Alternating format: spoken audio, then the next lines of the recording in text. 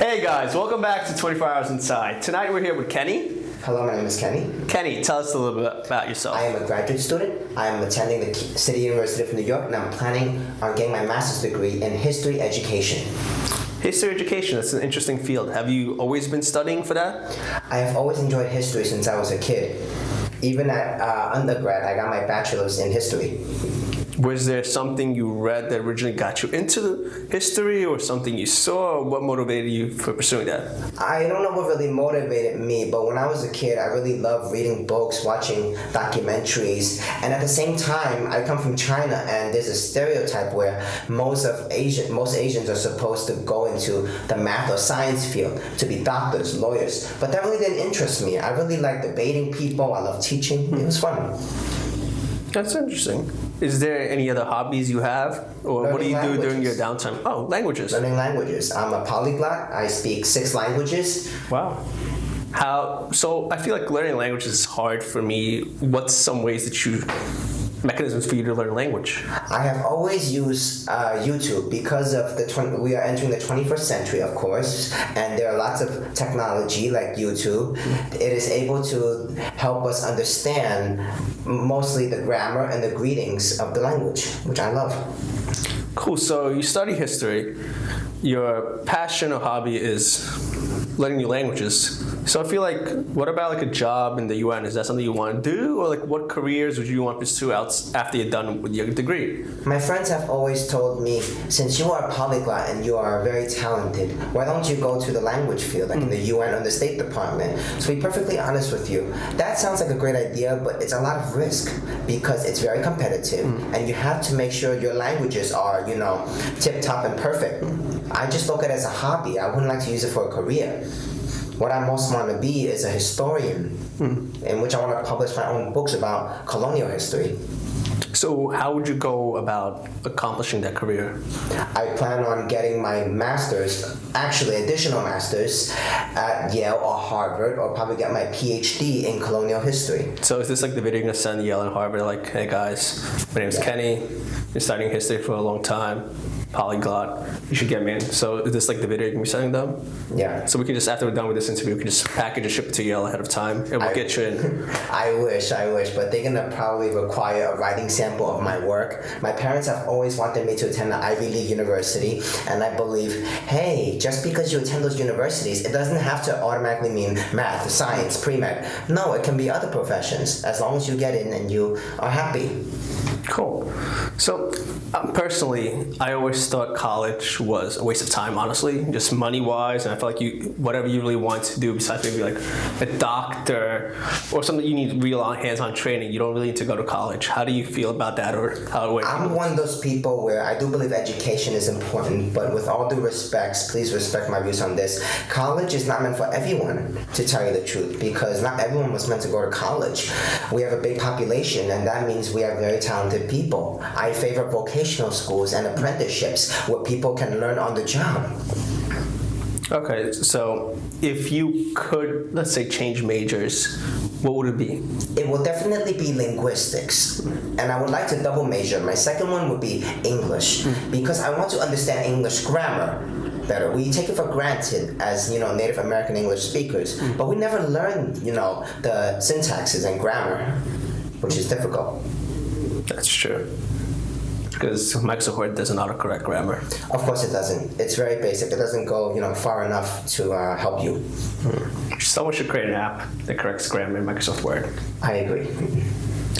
So, I'm just thinking here, what other, how do you support yourself in college? I mean, college varies from, CUNY, like you said, about 3,000 semesters, to some colleges it's like 40,000 semesters. Do you support yourself? How? I live with my parents, and I also have a part-time job. But before I applied to grad school, the semester before I graduated and received a bachelor's in history at Hunter College, I did my research about which graduate schools were the cheapest, renowned, and apparently Hunter College's School of Education was very popular and well-known, so I decided to go there. So it's not how much you spend for school, it's the quality of the school itself. Of course, and the reputation of the school.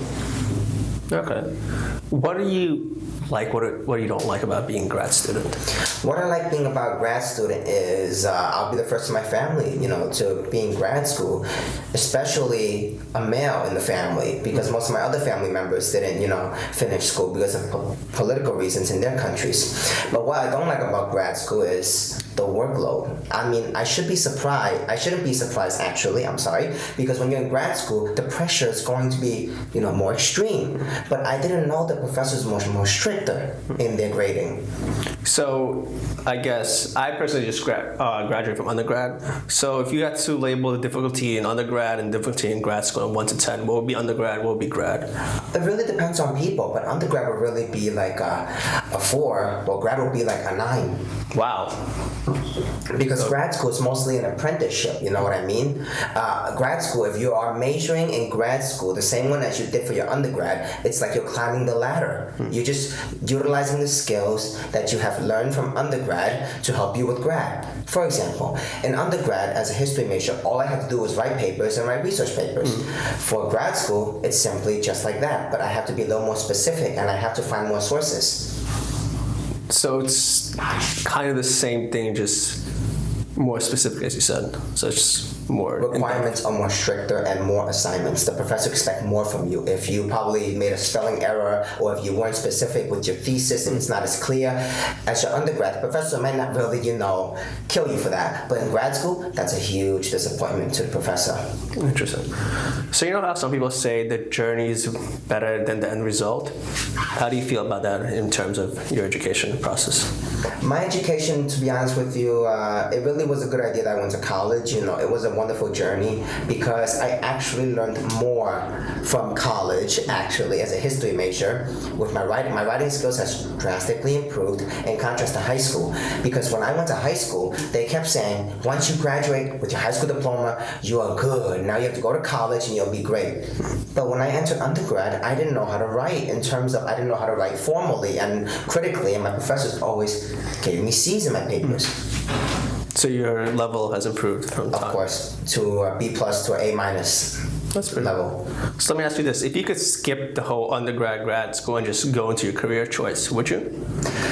Yes, but it also would have been harder because they require certificates and, proof that certification that you really are fluent in a given language. It is easy for me to say, I speak this. But if you're working for international organizations like the UN or the State Department, you have to prove to them that I am special. I have the credentials that are better than my competitors. And usually that requires college.